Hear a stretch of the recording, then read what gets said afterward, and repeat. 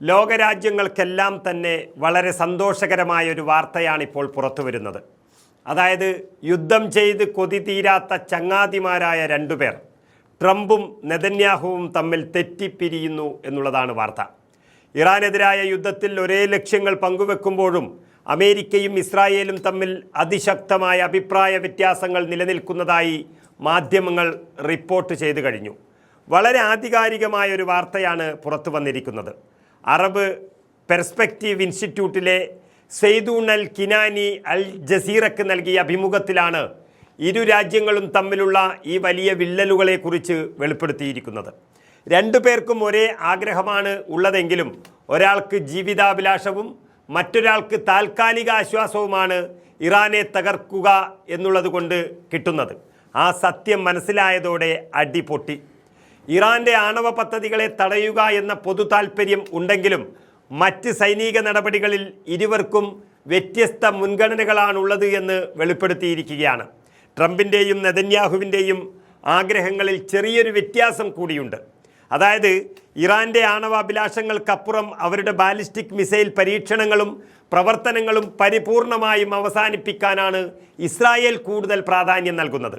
എന്നാൽ അമേരിക്കയുടെ ലക്ഷ്യങ്ങൾ ഇതിൽ നിന്നും വ്യത്യസ്തമാണ്. അതായത് യുദ്ധം എത്രയും വേഗം അവസാനിപ്പിക്കാനാണ് അമേരിക്കൻ പ്രസിഡന്റ് ഡൊണാൾഡ് ട്രംപ് ഇപ്പോൾ ആഗ്രഹിക്കുന്നത്. അതേസമയം ഇസ്രായേൽ പ്രധാനമന്ത്രി ബെഞ്ചമിൻ നെതന്യാഹു ഇറാനുമായി ഒരു ദീർഘകാല പോരാട്ടത്തിനാണ് പദ്ധതി ഇട്ടുകൊണ്ടേയിരിക്കുന്നത്. ഈ രാഷ്ട്രീയ നിലപാടുകളിലെ വ്യത്യാസം സഖ്യകക്ഷികൾക്കിടയിൽ അസ്വാരസ്യങ്ങൾ ഉണ്ടാക്കുന്നു എന്നുള്ളതാണ് വെളിപ്പെടുത്തൽ. എന്ന് മാത്രമല്ല, വലിയ സമ്മർദ്ദവും അമേരിക്കയ്ക്ക് വന്നിരിക്കുന്നു. അത് താങ്ങാനുള്ള ശക്തിയില്ലാത്തൊരു ഭരണാധികാരിയായി ഡൊണാൾഡ് ട്രംപ് മാറുകയാണ്. അതാണ് അദ്ദേഹം ഇപ്പോൾ പിച്ചും പേയും പറയുന്നത് എന്നുവരെ വാർത്തകൾ വന്നിരിക്കുന്നു. അമേരിക്കൻ ജനതയും അമേരിക്കയുമായി ബന്ധമുള്ള രാജ്യങ്ങളും ട്രംപിൻ്റെ മേലിൽ വലിയ സമ്മർദ്ദമാണിപ്പോൾ ഉയർത്തിക്കൊണ്ടുവരുന്നത്.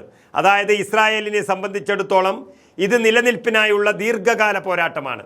എന്നാൽ അമേരിക്കയ്ക്ക് മേൽ ആഭ്യന്തര സമ്മർദ്ദവും മറ്റ് രാജ്യങ്ങളിൽ നിന്നുള്ള വിമർശനങ്ങളും ഒക്കെ വർദ്ധിച്ചു വരികയാണ് ഈ യുദ്ധത്തിൻ്റെ പേരിൽ. ഇനി പിടിച്ചു നിൽക്കാൻ ട്രംപിനാകില്ല. യുദ്ധത്തിൽ അമേരിക്ക വഹിക്കുന്ന പങ്കിനെക്കുറിച്ച് അന്താരാഷ്ട്ര തലത്തിൽ തന്നെ വലിയ ചോദ്യങ്ങൾ ഉയരുന്ന സാഹചര്യത്തിൽ എത്രയും വേഗം ഒരു രാഷ്ട്രീയ പരിഹാരം കണ്ടെത്താനാണ് ട്രംപ് ഭരണകൂടം ശ്രമിക്കുന്നത്. ഈ വൈരുദ്ധ്യങ്ങൾ വരും ദിവസങ്ങളിൽ യുദ്ധത്തിൻ്റെ ഗതിയെ എങ്ങനെ ബാധിക്കുമെന്നാണ് ലോകം ഉറ്റുനോക്കുന്നത്. വർഷങ്ങൾക്കുള്ളിൽ അമേരിക്കയിൽ തെരഞ്ഞെടുപ്പ് നടക്കുമ്പോൾ ട്രംപിന് വലിയൊരു തിരിച്ചടി നേരിടാൻ സാധ്യതയുണ്ട് എന്ന് മനസ്സിലായതോടെയാണ് അമേരിക്കയും ട്രംപും പിന്മാറാൻ തയ്യാറായിരിക്കുന്നത്. നെതന്യാഹു പതിറ്റാണ്ടുകളായി പ്രധാനമന്ത്രി പദവിയിൽ ഇരിക്കുന്ന ഒരാളാണ്. എന്നാൽ ട്രംപിനത് പറ്റില്ല. വർഷം 5 കഴിയുമ്പോൾ പടിയിറങ്ങണം. അത് ആ സമയം അടുത്തുകൊണ്ട് വന്നിരിക്കുന്നു. ഇനി കൂടുതൽ കളിച്ചാൽ അധികാരം നഷ്ടപ്പെട്ട് പെരുവഴിയിലാകും എന്നുള്ള സത്യം ട്രംപ് തിരിച്ചറിയുകയാണ്.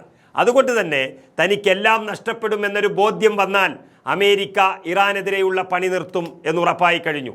ഇസ്രായേൽ മാത്രം വിചാരിച്ചാൽ ഇറാനെ ഒരു ചുക്കും ചെയ്യാൻ കഴിയില്ല എന്ന് വ്യക്തമായതോടെ രണ്ടുപേരും ചേർന്ന് ഏത് സമയവും ഈ യുദ്ധത്തിൽ നിന്ന് പിന്മാറിയാലും അത്ഭുതപ്പെടാനില്ല എന്ന റിപ്പോർട്ടുകളാണിപ്പോൾ പുറത്തു വരുന്നത്.